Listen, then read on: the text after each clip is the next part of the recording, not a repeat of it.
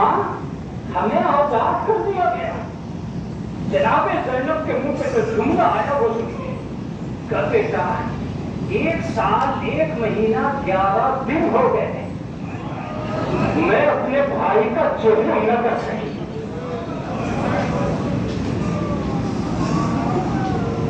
میں اپنے بھائی کا چہرہ نہ کر سکی. تم رونا جتنا رونا چاہو رونا, لیکن اس سے پہلے میں تم سے ایک جملہ کہوں. تم ابھی تک اتنا نہیں روئے ہو جتنا جناب فاطمہ قتل حسین سے پہلے ہو چکی, جتنا جناب زینب بعد میں روئی ہے. جانتے ہو میں آج کل اب آزاداروں سے یہ جملے کہہ رہا ہوں کہ پہلے تو تم یہ دیکھو کہ اہل بیت نے تمہارے اوپر کتنا بھروسہ کیا ہے. جاننا چاہتے ہو تو جانو. سید سجاد کہتے ہیں کہ اگر تمہاری آنکھوں میں صرف پانی آ گیا تو ہم محشر میں اس کا اجر دلوائے بنا تمہیں آگے نہیں بڑھنے دیں. دوسرا جملہ, اگر تمہارے آنسو رخساروں پہ آ گئے تو ہم جنت میں اپنے ساتھ رہنے کی دعا پروردگار سے کریں گے. اور تیسرا جملہ چھٹے امام کا کہ میرے جگ پہ رونے والوں کبھی گھٹ گھٹ کے نہ رونا, اس لیے کہ ہمارے اجداد کو تڑپا تڑپا کے مارا گیا.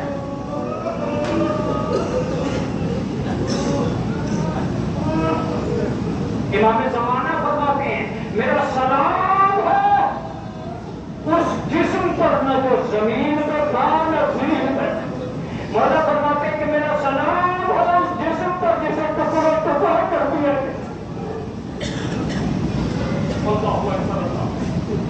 تمہاری آوازیں بلند ہو رہی. ابو بصیر روتے ہوئے آئے, رومان آنسوؤں سے تر تھا. کہا ابو بصیر ایسے مت رویا کرو, ایسے رویا کرو جیسے کسی کوریا کا جوان بیٹا مارا ہے. اللہ اکبر اللہ. تم نے سن لیا. اب امام حسین کا جملہ سنو. اے میرے عزادارو, تمہارے آنسو میرے زخم کا مرہم ہے. جتنا تڑپ کے رونا چاہنا اتنا تڑپنا. یہ بات طے ہے کہ چوپال میں ہونے والی یہ مجلس اگلے برس آئے گی. تم اگلے برس اس مجلس کے لیے پھر آؤ گے. اپنے مولا کو الوداع نہ کہو, ہمیشہ اپنے مولا کے پاس رہنا, مگر اتنا ضرور کہنا کہ مولا ہمارے پاس کچھ نہیں ہے, کچھ نہیں ہے. میں تم سے بس ایک ہی جملہ کہوں گا کہ اگر تم یہ کہنا چاہتے ہو کہ رات شبِ داری تھی, رات بھر جاگتے رہے, پھر اس کے بعد عشرہ تھا, عشرے میں سارا دن کبھی نماز میں تھے, کبھی جلوس میں تھے, کبھی مجلس میں تھے, اب اٹھا نہیں جا رہا ہے مولانا, تھک گئے ہیں مولانا, یہ بات تم کہہ سکتے ہو. لیکن کبھی سید سجاد سے پوچھا, کبھی زینب سے پوچھا, کبھی ام کلثوم سے پوچھا.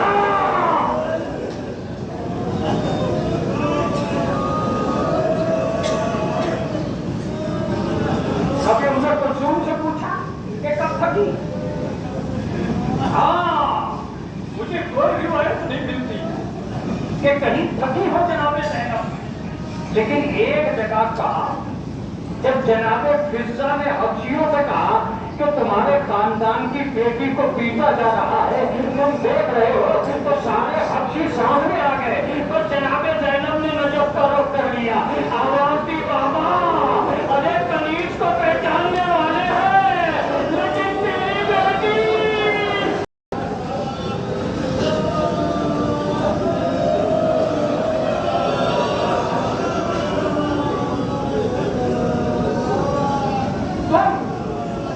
تم کتنے دن کے جانے میں ہو؟ 3 دن کے, 4 دن کے. میں تمہیں سناتا ہوں کہ اہل بیت کتنے دن کے جانے میں. سننا چاہتے ہو؟ یا 12 محرم کو ایک آدمی تھا جس کا نام تھا حارث. یہ حارث شمر سے جا کے کہتا ہے کہ میں ابن زیاد کے پاس جا رہا ہوں اور جا کے انعام دوں گا, اگر تم شیعہ ہو تو اس کے بعد چہروں تمام ہو جائے گا. اگر تم نے سن لیا, حالانکہ میں چہروں کی بھی ایک روایت پڑھوں گا اور اس کے بعد تمام.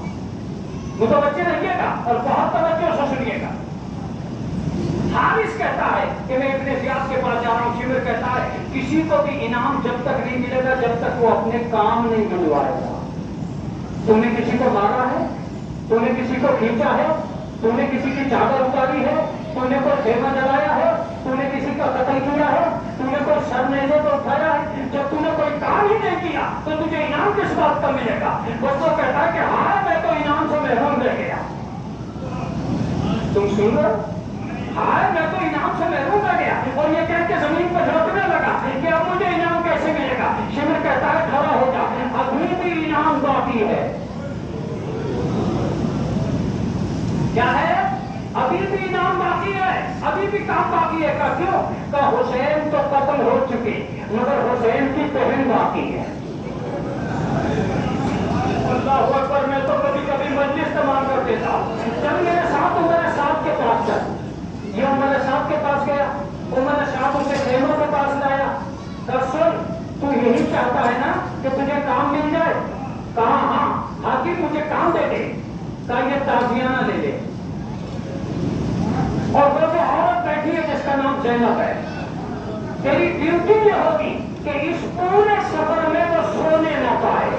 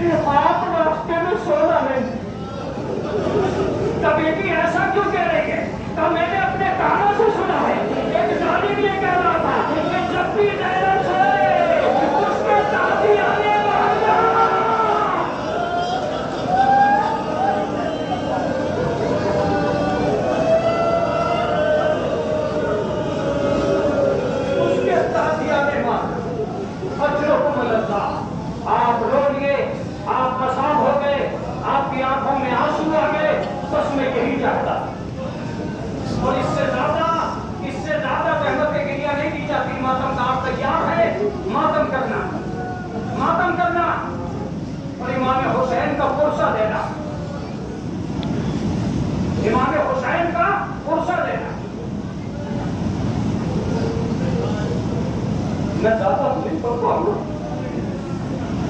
लेकिन एक जुमला कहूंगा कि तुम्हारे सामने एक ताबूत है।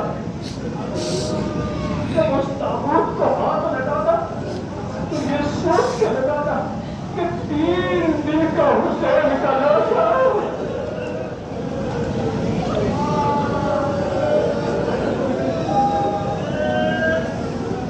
3 दिन तक हुसैन का लाशा बेहुस्नो कफन पड़ा। पर कितनी रिवायतें मुझे याद आ रही हैं, लेकिन एक जेहलूम की रिवायत और फिर एक रिवायत, 2-4 जुमले ताबूत से मुताल्लिक़ और बात तमाम। मैं और आप बड़े इत्मीनान से जेहलूम कर रहे हैं। इसके बाद हमारे लिए बरस से ये भीड़ चली आई है कि यहाँ जब भी मजलिस होती है उसके बाद एक इंतजाम होता है कि आप खाइए पीजिए, पानी का एहतमाम होता है। खुदा की कसम मैं नहीं जानता कि करबला में जी भर के सकीना को पानी कब मिला। जी भर के सकीना को पानी कब मिला? चुनाचे जनाब सैयद सज्जाद से कहती है कि भाई मुझे नशेब में दफन करना। तो सकीना नशेब में क्यों? तब मेरा बदन पानी न मिलने की वजह से इतना खुश्क हो गया है।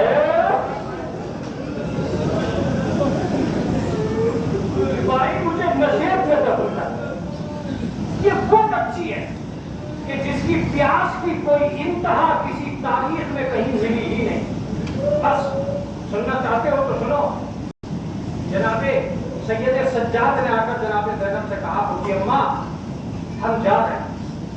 का बेटा पहले हम इसी कैद खाने में चेहलूम करेंगे। हाँ तुम चेहलूम करने आए हो ना, हम चेहलूम करेंगे। अब वो भी अम्मा देखो यहाँ हमारा कौन है, कौन चेलू में आएगा, किसी शिरकत की दावत देंगे, कौन होगा जो हमारी दास्तान सुनेगा। का बेटा इसका इंतजाम मैं करूंगी, अभी इंसानियत मरी नहीं है। हाँ मेरे लाल, इस गरीब की बस्ती में चलते हैं। गरीब की बस्ती में जनाब सैयद सज्जाद का हाथ पकड़ के जनाब जैनब से और जनाब सैयद सज्जाद से कहा कि तुम मर्दों से कहो कि ये शाम को हमारे यहाँ चिहुन में आ जाए। मैं औरतों से कहती, हाँ ये कह के जनाब जैनब औरतों को करीब करती है, औरतों को बुलाती है और औरतों से जो जुमला कहती है एक सैयद के लिए, एक शीरा के लिए वही काफी है। कहती है कि बीवियों तुम हमेशा कहती थी ना कि इस खाने से रोने की आवाजें आती हैं, अब हम जा रहे हैं, अब तुम्हें रोने की आवाजें नहीं आएंगी, हम तुम्हारा ये बैठ छोड़ के जा रहे। लेकिन बीवियों हमारी आखिरी तमन्ना है कि हम अपने भाई का जुलूम कर रहे हैं, तुम इस जगह आ जाना।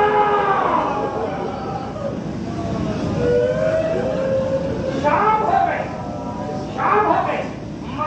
मर्दों में जनाब सैयद सज्जाद के सामने थे। जनाब सैयद सज्जाद दास्तानी वसाइल बयान कर रहे थे और कैद खाने में औरतें इकट्ठा हो गई, मजलिस होने लगी, जनाब ज़ैनब बयान करने लगी। बस तुम सुन पाओगे कि नहीं सुन पाओगे मुझे नहीं मालूम, लेकिन मुझे इतना पता है कि यही वो आसन थी जिसके लिए जनाब ज़ैनब ने वहां मजलिस की थी। तो एक मरतबा कुछ बच्चियां उठ के गई,